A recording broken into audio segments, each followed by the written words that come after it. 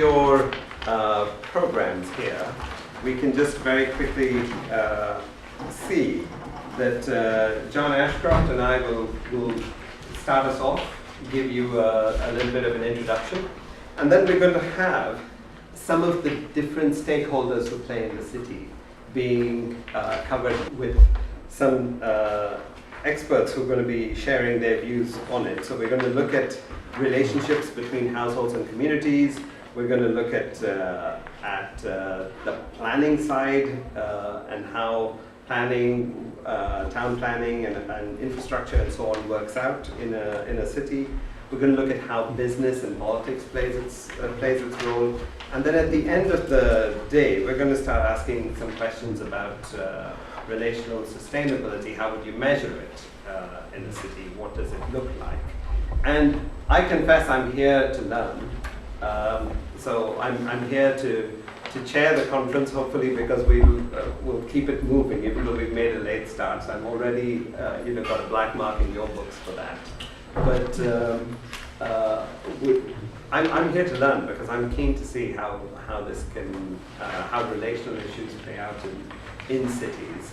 As background, I'm a partner in Phronesis, which is an advisory firm, and we work with corporations and with cities.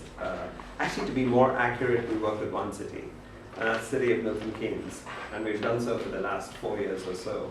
And we're just in the process of extending that work now across the Southeast Midlands area.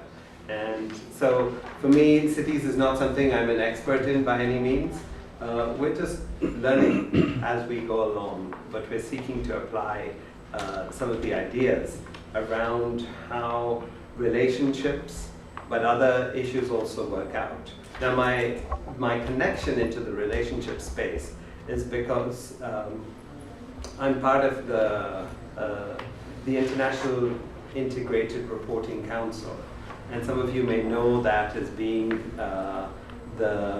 the organization that is pushing the IR movement around the world. And the key challenge there is that we want to see organizations think about how they create value, not just in terms of financial capital, which is how we've thought about value for the last 100 years or so, but to say that actually organizations use financial capital, but they also have other inputs. They use people, they use ideas, they use this beautiful planet we live on, they use society, they use relationships.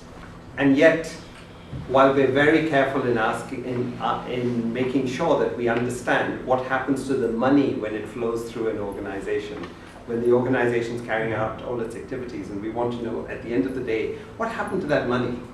Was there a plus or minus against the financial capital that we used? And we're very keen that it should be a plus. But we never seem to ask the question, so what happened to the people that we used along the way? What happened to the natural resources that we used?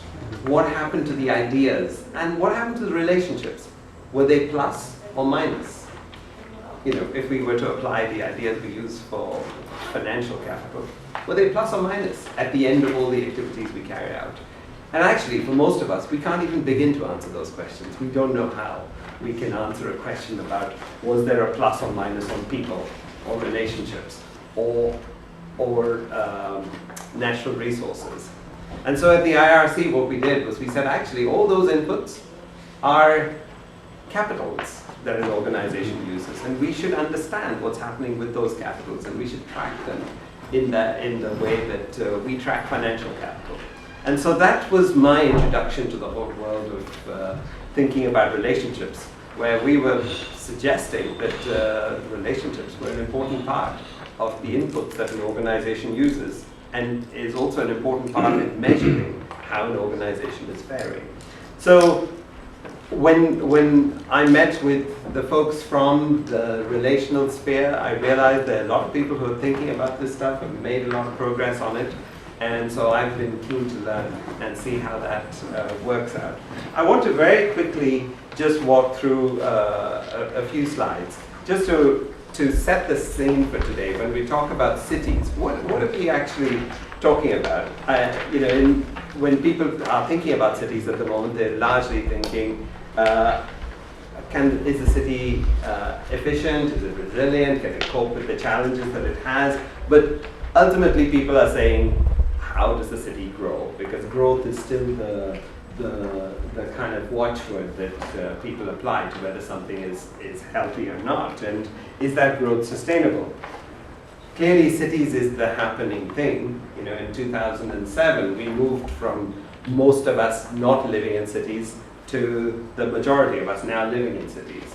And by 2030 or so, 80% of global GDP, currently 80% of global GDP is coming from cities, but most of us will be living in cities. Almost the entire population we have on the planet today, by 2030 will be the size of the population living just in cities. And that's a tough thing, but cities, they occupy less than 2% of the land area of the planet, but they account for so much of the economic activity of the planet. 2/3 of the world's energy consumption is in cities. So this city idea is important, and it's going to get more and more important as we go along. And cities are growing. They're kind of overtaking the region that they operate in. I grew up in Delhi, and we knew the size of Delhi. It was that much. You could even possibly walk across it. And today you might not want to do that because you'd have died by the end of the walk. But it's huge and massive, and it's a region, and it's taken over that part of the world. Of course, cities face incredible challenges. Whether it is the fact that the cities that are coastal cities will have to deal with rising water levels due to climate change, the fact that cities are where battles are fought about who has things and who doesn't have things, and the inequality piece gets fought out there. But I'm also, wanting to prompt you towards the bottom slide, which just says, bottom bit of the slide, which just says, there's going to be an epidemic which will be the leading cause of death for the urban poor by 2030. Any thoughts as to what that epidemic will be by 2030? That will be the leading cause of death amongst the urban poor. Any ideas? Lack of water. Lack of water, so that's a distinct possibility. Any other thoughts? Loneliness. Loneliness. I guess in a relational thing that would be a good thing. Yeah, we're all crowded together, but we're lonely. Actually, it turns out, according to the experts, they say obesity is going to be the leading cause of death. And when growing up in India, you understand what being poor is, and being poor also often had a physical profile, where obesity did not get into the picture. And yet that is the kind of challenge that cities are facing today. I just also very quickly want to raise one practical example, which is the city that my organization has been working with, which is Milton Keynes. And Milton Keynes is a city in the UK. In India, it wouldn't qualify to be a city because it doesn't have enough people. But the UK has its own definitions for what makes a city a city. It has 250,000 people at the moment, but it's expected in the next 15 years or less than that to have 310,000 people. So the population is growing significantly. It's actually, in economic terms, Britain's fastest growing city right now. And the scale of what's happening in Milton Keynes makes it a very interesting city for people to want to go and live in, but it's also creating challenges for the city. And some of those challenges I just want to raise here, like for example the fact that the way government is organized in Milton Keynes right now has meant that the budget that Milton Keynes has continues to fall, especially in the light of the austerity measures that have taken place in Britain since the global financial crisis. So their budget continues to fall, but they're still expected to deliver the same services that they always had to deliver. They've got 1,300 statutory obligations that they have to deliver out there, and those obligations haven't changed in any way. So how do you balance the books when it comes to 60,000 more people coming to the city? You've got less money than ever before. You've got to do the same things by law. So who benefits and who hurts in that process? And what we found is that largely it's the poorest of the poor who have no voice, and the people who hurt the most, who have no power to be able to make sure that the resources are available for them. So those are the people who hurt the most in this process.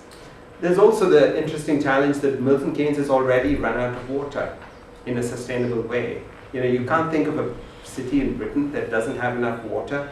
You know, if you were here yesterday, you'd be thinking, no, there was plenty of water dropping out of the sky.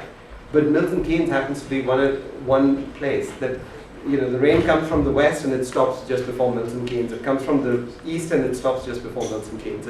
And Milton Keynes itself has run out of water for the 250,000 who live there. But there are another 60,000 who are coming. What happens to them? And they're coming because this is Britain's fastest growing city. How does the city deal with these issues? Who makes the choices? And I think the choices are between, do we make short-term choices? Do we make long-term choices? Should we deal with the challenges we have today? We don't have enough money to help the disabled people. But then what about the arts funding that the city puts in? Should we put that in? Should we not? Who benefits? Who hurts? How do you make those kinds of choices? And for me, one of the most interesting things about working on the strategy of a city was that we came up with a picture of the big issues that we needed to work on in the city, which had to do with energy and climate change, which had to do with water, which had to do with sustainability issues. And we were pretty pleased with being able to get those underway and to get some funding for it and so on. And then we went out and spoke to the citizens to say, so how do you feel about the challenges in the cities and so on? They didn't raise those issues at all. They weren't thinking about, you know, what's going to happen to whether transport will work 30 years from now. They wanted to know how we're going to deal with X, Y, Z issues, which was the issues in their communities and their localities and so on. Who listens to those voices? How do we work that out? And that's where I think the challenges of being a relational city will come to the fore. So I'm not here to offer any answers to you. I want to just raise a very tiny part of the picture that we may have to deal with today.